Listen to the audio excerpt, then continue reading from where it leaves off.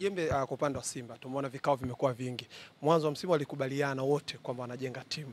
Mwishoni wa msimu kila mmoja anazungumza lake. Mangungu aondoke, Modeuja atueleze hela za kafu zimeenda wapi na mambo yamekuwa mengi sana. Ulikitarajia hiki ama Simba ilitakiwa waone ile slogan yao Simba nguvu moja, kwa maana ya walikubaliana mwanzo wa safari kwa wanajenga timu? Mimi sijajua hata Simba mwisho kumbana nini. Mimi sijajua kwa sababu wengine wanasema wachezaji walikuwa wanadai ndio maana wamefungwa. Mimi ninachojua kwanza, tarudi kwa hilo. Mimi ninachojua naona Simba wamekuwa very successful kwenye msimu huu. Mfano, ngoja tuzungumze taratibu kimpira kidogo.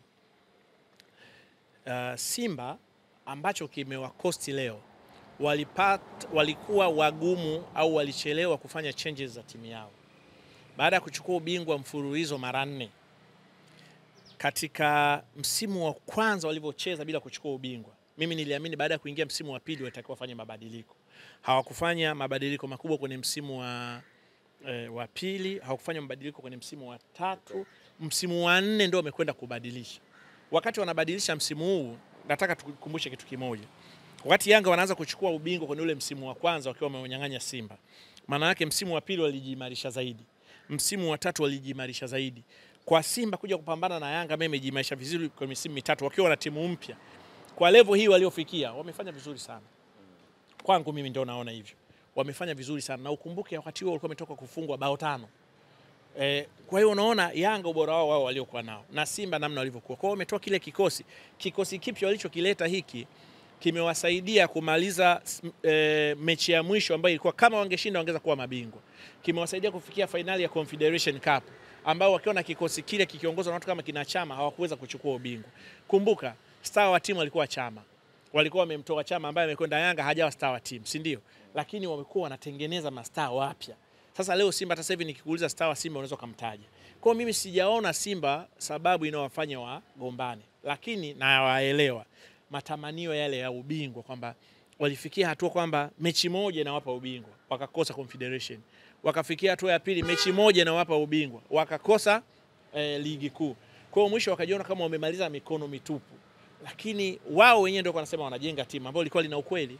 Kwa mimi sioni kwa Simba sasa hivi badala ya kuanza kusigana, basi walikuwa wanapaswa kuungana na kuanza kuangalia msimu ujao unakuja. Wakiona kikosi chao kile baada ya kukiporomoa chote, waangalie watakigawanya vipi au watakiongezea vipi nguvu kwa ajili ya msimu ujao. Finish. Kwa sababu mfano nikuulize, wakianza kuzozana sasa hivi, wakamtoa Mangungu sasa hivi, maana Mangungu naye amekuwa miaka Simba wamefungwa mara 5 Mangungu.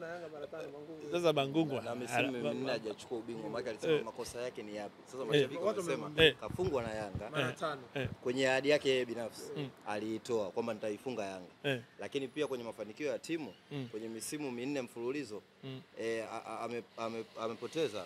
Nani ya Mangungu ni, unajua tumemsemea Mangungu hapo, lakini umesahau kwenye hiyo misimu 3 pia kwa upande wa Simba mwekezaji aliyepoteza alikuwa try again, si ndio? Ambaye ndio alikuja akatolewa. Sasa turudi kwenye yale maamuzi ya ndani ya klabu, kwa maana ya kama Simba Sports Club wana nguvu gani ya kuamua au ya kutenda mambo sawa labda na upande wa mwekezaji ambao huko alikuwa try again.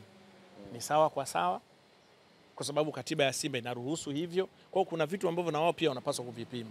Kwa sababu unaweza kumleta pia, niliwaambia kipindi fulani, sio Mangungu kumleta kiongozi mwingine, halafu kama ikawa nguvu yake inafanana ya Mangungu ndani ya klabu akashindwa kufanya lolote. Mkuu wa chuo cha Kilimanjaro Institute of Technology and Management kilichopo Mwenge jijini Dar es Salaam chenye ithibati na usajili wa NACTVET namba REG/ANE/029 anapenda kuwatangazia nafasi za masomo kwa ngazi ya diploma na certificate kwa muhula wa masomo utakaoanza Oktoba 2025 katika kozi za IT, Hotel and Tourism Management, Front Office, Business Administration, Accountancy, Procurement and Supply. Chuo kimebobea katika ufundishaji kwa njia ya vitendo na kimeweza kutoa wanafunzi wenye weledi. Wengi wameajiriwa ama kujiajiri, na kwa wale ambao wameamua kuendelea na degree wameweza kujiunga na vyuo vikuu bora hapa nchini na nje ya nchi. Pia kuna kozi fupi za computer application, graphic and design, video production pamoja na CCTV camera. Kwa maelezo zaidi piga simu namba 0717816034 au 0754864361. KITM, elimu na ujuzi kwa uchumi imara.